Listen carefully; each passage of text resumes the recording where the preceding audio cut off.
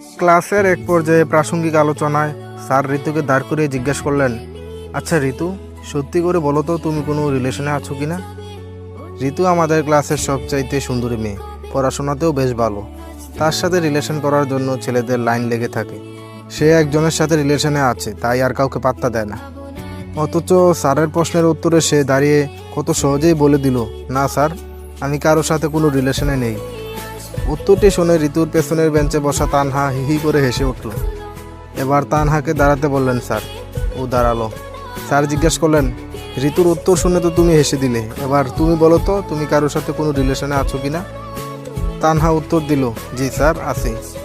তানহা হলো আমাদের ক্লাসের সবচেয়ে মোটা মেয়ে। ছেলেদের কেউই ওর ধারে কাছেও আসে না। ওর মুখে এমন কথা শুনে ক্লাসের সবাই হাহা করে হেসে উঠল। গোটা ক্লাসরুমে হাসির রোল পড়ে গেল। স্যারের ধমকে হাসি থামালো সবাই। তানহা দাঁড়িয়েই আছে। এবার স্যার ওকে জিজ্ঞাসা করলেন, ভালো কথা, তা আমরা কি এবার সেই সৌভাগ্যবানের নামটি জানতে পারি? তানহা বলে, রিয়াদ। রিয়াদের সাথেই আমি রিলেশনে আছি স্যার। ওর কথা শুনে সবাই অবাক হয়ে গেল। আমিও হলাম। স্যারও অবাক হয়ে জিজ্ঞেস করলেন, কোন রিয়াদের কথা বলছো তুমি? মানে আমাদের ক্লাসের রিয়াদ নাকি অন্য কেউ? তানহা বলল, আমাদের ক্লাসের রিয়াদ। ওর সাথেই আমি রিলেশনে আছি স্যার, এবং সেটাও গত 6 মাস ধরে।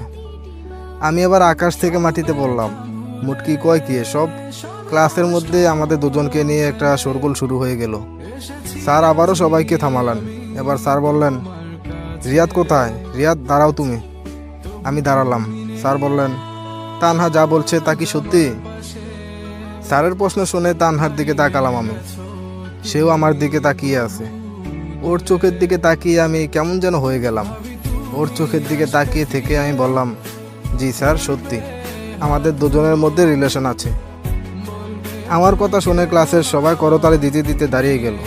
গোটা ক্লাসরুমে এক অন্যরকম পরিবেশ নেমে এলো। পাশের বন্ধুগুলো গালি দিতে দিতে আমাকে কংগ্রাচুলেশন জানালো। কিছুক্ষণ পরে টিফিন ব্রেক দেওয়া হলো। বন্ধুদের সবাই আমাকে এটা সেটা বলে ক্লাস থেকে বেরিয়ে গেল। কেউ বলল, ভালোই তো, রিলেশনে আছো অথচ আমরা কেউ কিছু জানি না। আবার কেউ বলল, কতদিন ধরে চলছে এসব, টিটটা যেন পেয়ে যাই আজ। গোটা ক্লাসরুমে তানহা আর আমি ছাড়া কেউ নেই। আমি বসে আছি আমার জায়গায়। তানহা ওর টিফিন বক্সটা নিয়ে এগিয়ে এলো আমার দিকে। কাছে এসে বলল, কী ব্যাপার, মন খারাপ করে আছো যে? আমি বললাম, কেন করলি এটা? সবার সামনে আমাকে কেন ছোট করলি তুই? তানহা বলল, আমি এত সব বুঝি না। ক্লাসের ছেলেদের মধ্যে তোমাকে আমার সবচেয়ে বেশি ভালো লাগে। অন্য মেয়েরাও তোমাকে পছন্দ করে, কিন্তু আজ স্যার জিজ্ঞাসা করার সুযোগটা হাতছাড়া করিনি আমি। সবার মাঝ থেকে তোমাকে আমি আমার করে নিয়েছি। ভালো করিনি বলো? ওর কথা শুনে মেজাজটা খারাপ হয়ে গেল আমার। আমি বললাম, তুই একটা মোটকি, তুই ভাবলি কি করে যে তোকে আমি ভালোবাসবো? দূর হয়ে যা আমার সামনে থেকে। আর কখনো তুই আমার সামনে আসবি না। যা এখান থেকে।